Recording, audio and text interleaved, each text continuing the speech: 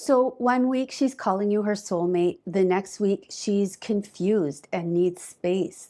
Then she disappears, she goes cold, and next thing you know, you find out she's back with her ex. Then a few days or even weeks later, she's back in your arms, saying she's sorry, she misses you, she's in therapy, you're the love of her life, and you think this time it's going to be different. But it's not different. It's a cycle and it has a name: triangulation. I'm Lise Leblanc. I work with men who get trauma bonded to partners who run hot and cold, push and pull, love bomb them, then discard them, then hoover them back, and they become confused and obsessed. Today, I'm explaining a specific type of triangulation in romantic relationships. And stay with me because in a few minutes, I'm going to give you the simplest test for covert triangulation. Okay, so let me read you part of an email that I got from a subscriber. This matches exactly what many of my clients report, and I'm sure that many of you will relate to it too. I was in a very intense on and off relationship with a woman for 6 years. About a year and a half ago, she secretly started seeing another guy during one of our breakups. I found out about him. She said she ended it, but ever since then, she's been switching between us. So she'll reconnect with me for about 6 to 8 weeks, then pull away and go back to him for about the same amount of time. Then she comes back to me again. The other man never found out about me. She'd always tell him that she was anxious, depressed, or unsure about him, that she was confused and needed space, and then she'd come back to me. And at first, I'd take her back with open arms. I felt relieved and hopeful. But after a few weeks, I started confronting the secrecy. For example, I'd catch her texting behind my back and call it out. And if I became too direct in my expectations about loyalty or monogamy, she'd say I was controlling and then run back to him. And he worshiped her. He was patient. He never confronted her because he had no idea what was going on during her absences. So when she returned, he'd buy her jewelry, he'd buy her flowers, take her on trips. And these transitions were never clean. So there was always overlap, secret texting, check ins, keeping us both activated and waiting. And when I'd pressure her too much, she'd block me and go back to him. Then eventually she'd unblock me and come back with the same speech. No one compares to you. I'm going to therapy. I finally get it. But it never changed anything. And after several cycles of this, I was emotionally exhausted. I didn't even recognize myself anymore. So I ended it for good. If you've lived something like this, type "I get it" in the comment section below because your comments help other men in this situation find this content. Now, let's define triangulation. Triangulation is when a third person gets pulled into the relationship dynamic to regulate emotions, control the narrative, avoid accountability, or maintain power and dominance. Sometimes it's all of the above. In romantic relationships, it can be obvious, like flirting in front of you or name dropping an ex just to make you jealous. But the most damaging version is covert triangulation. Two parallel attachments built on secrecy, double lives, partial truths, compartmentalization, gaslighting. And it creates a specific experience in you. You feel like you're always competing, always confused, always chasing. And here's the triangulation test that I promised you. If nothing is clean and you never get straight answers, it's because the truth would expose the overlap. And that's not confusion, that's design. So I'm sure you've heard of monkey branching, which is a subtype of triangulation. And it's when someone keeps a backup attachment at all times or lines up the next supply before leaving the person they're with. So they never have to sit in discomfort, emptiness, or consequences.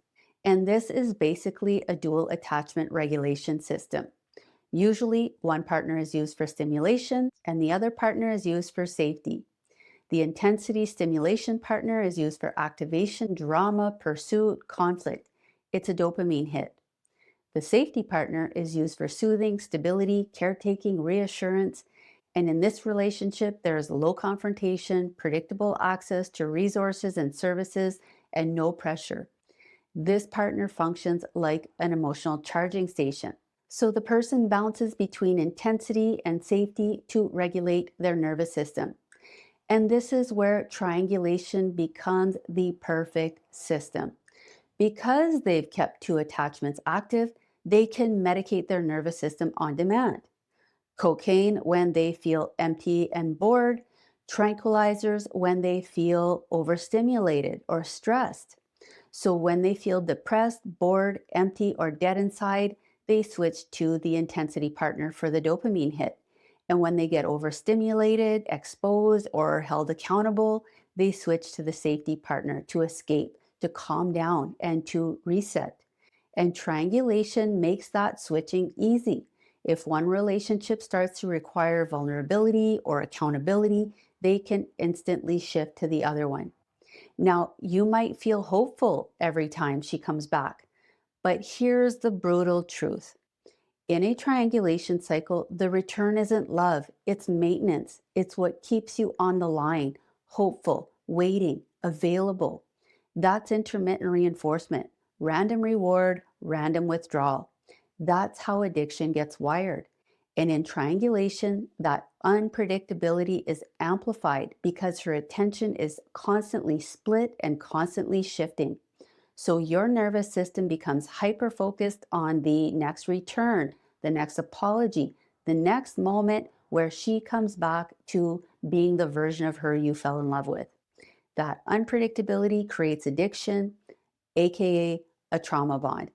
And the hard truth is, she's not going to choose either of you because the choice isn't about love, it's about regulation. And she needs both roles to keep the system going. So if you back out, she'll often plug someone else into the triangle. This is how you know it's triangulation, not just attachment issues. Triangulation requires secrecy, distortion, selective truth, comparisons, rivalry, and zero accountability. So look at the pattern. If she can't be straight with you and there's always someone else in the background, that's not confusion, that's design. And if you're always confused, always crashing, always chasing, always accepting things you never thought you'd accept in a million years, that's not love either. That's addiction. And if you truly want to break free, you'll need to do a few things. First off, face reality.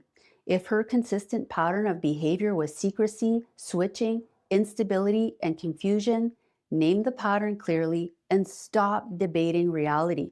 Her pattern is the truth. The evidence tells the real story.